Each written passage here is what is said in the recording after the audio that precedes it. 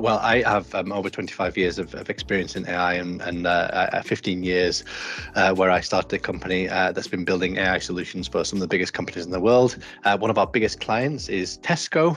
They are delivering to 200,000 people every single day. We built all of the algorithms that power their last mile delivery solution. Not only are we able to get significant more deliveries out of their infrastructure, we're able to reduce the amount of delivery miles driven by about 20 million miles, which is to the moon and back 50 times. So these AI solutions, if applied in the right way, can have a massive impact on organizational's carbon footprint.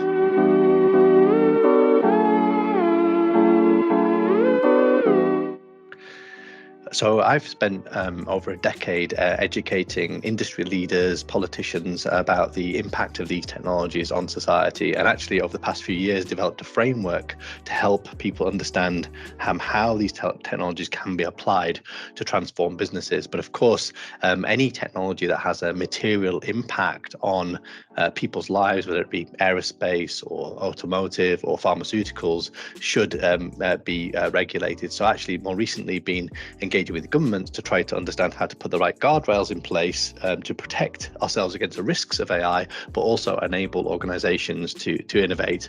I guess what I'm excited about is being able to use AI to remove friction from how we create and disseminate goods, food, healthcare, education, nutrition, energy, to bring the cost of those goods down so cheaply that they become abundant. So imagine being born into a world where you don't have to worry about working to pay for food. It's all there, it's all free. But of course, these technologies can be weaponized. We could potentially create a post-truth world. We could have mass technological employment. We can create surveillance capitalism or even a super intelligence. So we have to make sure that we're using these technologies to make the world better and not walking into some of these risks over the next few decades.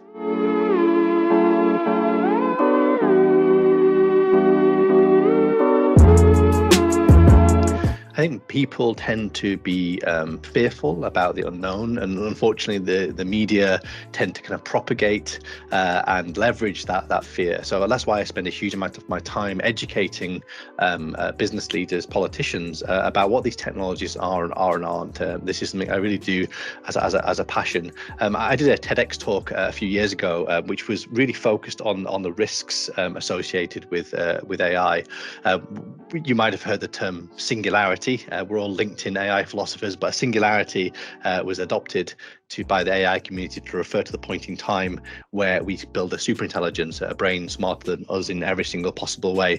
But I actually argued there are 6 singularities. I used a PESTLE framework. If you've ever done a business degree or written a business plan, you'll have come across the PEST framework or PESTLE framework. And I used that to actually talk about some of the risks that these technologies have, risks associated with a world where we don't know what is true, what content that we're engaging with is true, or a world where even where we cure death, what would that world look like, where we might have overpopulation. So actually I've got a very nice framework to help people understand what the potential risks are associated with AI, but also how we can mitigate and steer society towards using these technologies for good.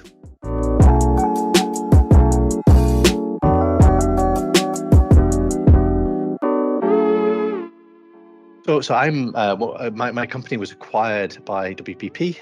WPP is one of the biggest media marketing agencies in the world. They essentially enable organizations to grow, to identify new audiences, to get the attention of those audiences, to help connect goods and services with those audiences. But one of the things I'm really passionate about is not just enabling organizations to grow.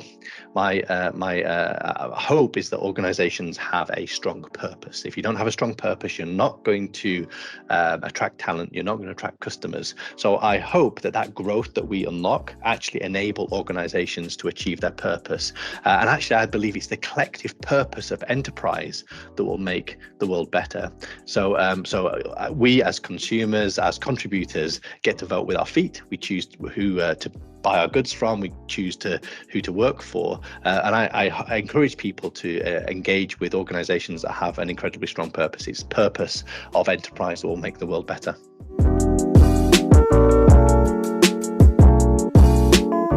So I have a controversial view around AI ethics. First of all, I don't think there is such thing as AI ethics. I know that there's lots of people rebranding themselves as AI ethicists. Ethics is the study of right and wrong. And what happens is that human beings create an intent. Their intent is to utilize a technology to maximize, I don't know, employee engagement, or to route their vehicles efficiently, or to spend money across their marketing channels to maximize attention. You have an intent, and you then build technologies, or you apply a solution that tries to achieve that intent. Where that solution gets it wrong, i.e. it's bias, or maybe it might overachieve its intent and cause harm elsewhere in the system, I would argue that's a safety problem. What you've done is you've designed a system that you don't know how to behave. And I think there's a lot of confusion between AI ethics and AI safety. So ethics is the study of right and wrong, and there are already well-established ethical frameworks, standards, procedures in place to scrutinize the intent, and there are more and more methodologies and technologies available to help us understand how to build AI safe systems, and that's what I've been doing for the past 15 years, is ensuring the technologies that we're building are being applied in a way that are explainable and transparent and governable.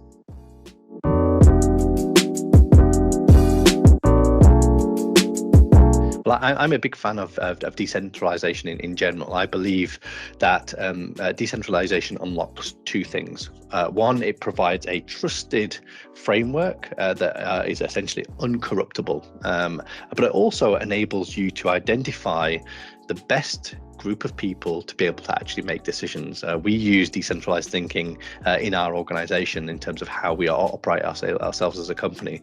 So I think that decentralized ideas go way beyond the world of finance. Yes, of course, they are models that enable and unlock trusted mechanisms of transactions.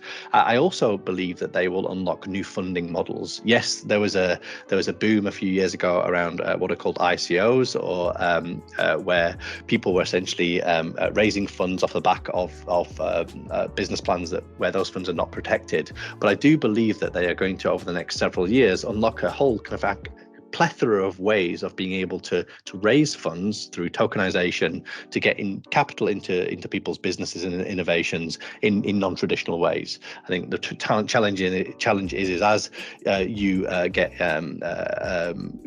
grow as an organization, as you get more investors and those investors have more and more control, you tend to try to satisfy the needs of the investors rather than satisfy the needs of society. What decentralized finance models allow us to do is actually remove some of those powers of control from shareholders to ensure that the purpose of a company is kept on track.